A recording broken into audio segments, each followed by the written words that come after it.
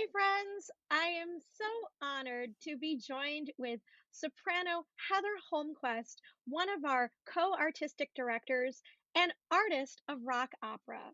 We're going to have a little fireside chat, a little pre performance interview, just so we can get to know Heather and she can tell us all about her amazing song cycle that she will be presenting January 29th at 7 p.m. And don't forget, folks, that streams for 24 hours. So let's dive right in. Heather, are you ready? Yay! Okay. Well, So, I I'll give it away a little bit. I mean, these things are pre-recorded, so yes, I've finished it now, but we're ready and waiting to see what happens on Friday night. absolutely. So, Heather, you are doing poetry by Emily Dickinson. Gorgeous. And the songs are by Aaron Copeland. And if I'm correct, he is an American composer. Am I correct on Mhm. that? Very good. Awesome. So, Yes. why don't you tell us about the song cycle you chose, a little bit about Copeland, a little bit about Emily Dickinson's text, the performance history, whether you had performance history. I'm so excited. I'm going to shut up and you're going to tell me all about it. Awesome. Yeah, so I found the song cycle because when we were thinking about this whole song cycle festival, we had the idea to choose texts that we could respond to that are relevant to today's situation, this pandemic that we're in. And I do a lot of early music, and so when it came to like finding something that feels very like relevant to today, I was like, well, I should probably go looking for some new music that I haven't done before. And I came across this song cycle by Aaron Copeland because I really responded to the poetry. And as a sort of music theorist type musician, usually I'm drawn to music first, but this was one of those times where I was like absolutely drawn in by the text. And Emily Dickinson's poetry is usually preoccupied with the ideas of time, eternity, like time passage, life and death cycles. And so all of those things were really resonating with me as I thought about this pandemic and the sort of experience we've had in the last 10 months, I guess, almost a year. And so yeah, so that's how I found it. I had never sung them before, and so it was a nice learning experience for me. The set is 12 pieces long, but I trimmed it down to 8 and picked sort of my 8 favorite ones to really focus in on them and to really do a good job. Um, the song cycle was created by Aaron Copeland, and he didn't have like a particular musical arch to it. A lot of song cycles are kind of composed like sort of through, where composers will want to sort of create these thematic recurrences and sort of things that tie them together. And Copeland said himself that like he didn't see them tying together all that much, although having performed them and with my theory brain again, I find a lot of concurrences between the pieces, and I'm really excited to sort of bring those out. And and yeah, so for me, it was like a really neat experience because like I'm usually responding to music first, text second, but this time it was all about the text from first and foremost. And you shared with me the text, and they're just beautiful. And I'm just so excited to see this. I've seen some of it, and I'm like, let's see. What about this particular song cycle do you think is relevant for today? Or how did you present it in a modern way or a way that spoke to you? Gosh, well, each of the texts that I ended up going with, each of these 8 songs, somehow spoke to me specifically, not just in in the general sort of like sense of pandemic. There's time passage that's very strange feeling. There's there are deaths that have happened in everyone's families. Like um, for me, what I responded to the most in the text was immediately a metaphor for like my my sort of musical career, and it feels a little bit like a death of, or like a mourning process of my career as I had conceived of it a year ago. Um, in that, since the pandemic started, we singers have had to sort of move heaven and earth to keep going in our chosen profession and create new ways that we had never conceived of before. to create music. And so each of these poems like somehow tied into that, I feel. Especially, there are a few in particular. There's this really famous one actually that gets performed outside of the context of the cycle. It's called "Why Do They Shut Me Out of Heaven?" And when I hear it, I immediately think about um, how in March of last year, singers were labeled as these super spreaders. There were these like super spreader events. And so they were basically like, if there's anything that we cannot do in this pandemic, it would be singing, because singing will immediately kill everyone around you. At least that's how it felt at the time.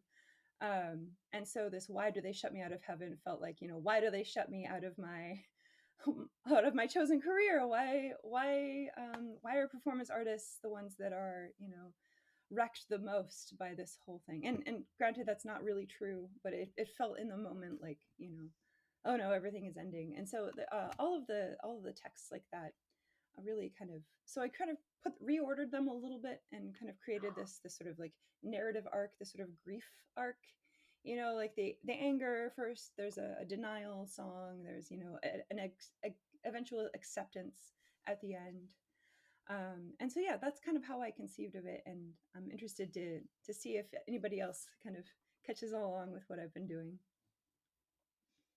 That's beautiful. That's so beautiful, and I can relate to that very much so. I think we all kind of felt a little silenced, a little like, "Shh, you cannot sing." Um, Yeah, it's been a weird, wild ride for sure. yeah.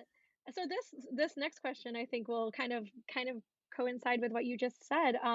What was it like putting this whole project together during a pandemic? Did you grow a bit? Were there challenges? How is it different than what we normally do?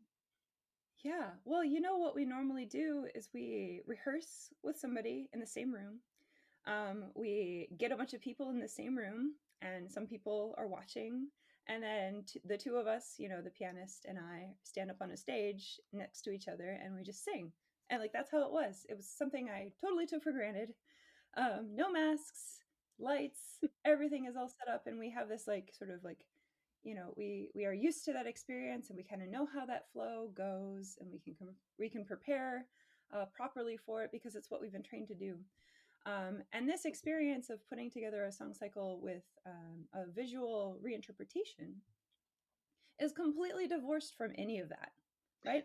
It's all in disparate parts. So what we did was we rehearsed, which was the thing that I was used to, right? In the same room, distanced, we had masks on the entire time. Um, Set up in a church with 12 feet apart. I had a stand, and we had to kind of coordinate with the space being reverberant and everything and being so far away from each other. But that was more or less what I had been used to. And even the recording process, like I've done audio recordings before for like putting together choir CDs, and so I was used to the recording process. But I did a lot of the audio engineering myself, and so that was a different thing, although I did get my wife to kind of press the play button and the stop button for us, which is really convenient because you don't have to like trip over chairs and cables when you have to do that.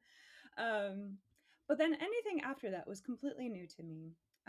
So I'm not really a lip syncing artist, but I had to do some like lip syncing to my own recordings for this project.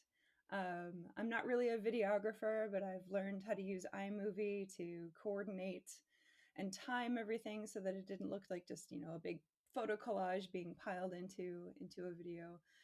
There's just a lot of stuff that I now really appreciate that other people have been doing and are really really good at, and I know that I'm not like the best at, but it's definitely something that I am getting better at and learning to love as a different kind of expression. And so like it's been difficult, but only because it's been unfamiliar. And the more familiar I get with it, the more comfortable I am, and then the more grateful I actually am to have the experience and pushing myself towards this new this new kind of expression.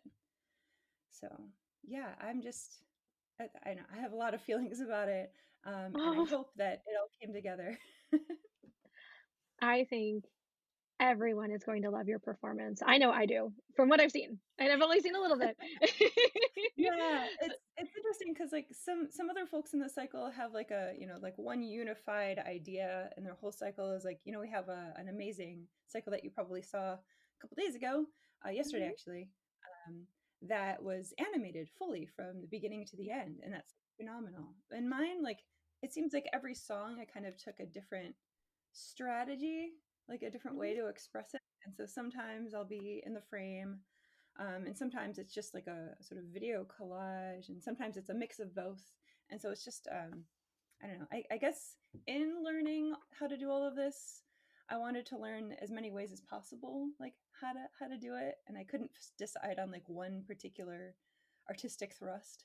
I kind of had to Yeah, try them all. So apologies if it goes absolutely. everywhere, but it's just what No, I no, had. no, So no, no.